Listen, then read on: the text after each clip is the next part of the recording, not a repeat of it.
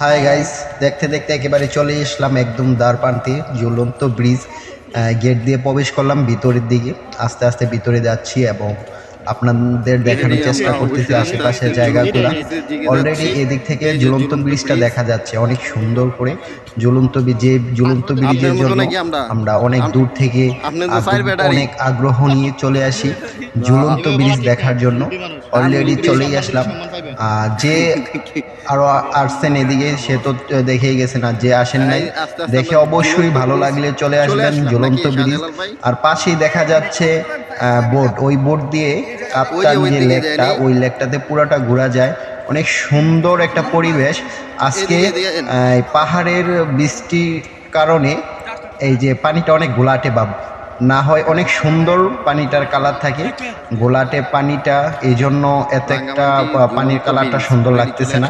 অবশ্যই সুন্দর লাগবে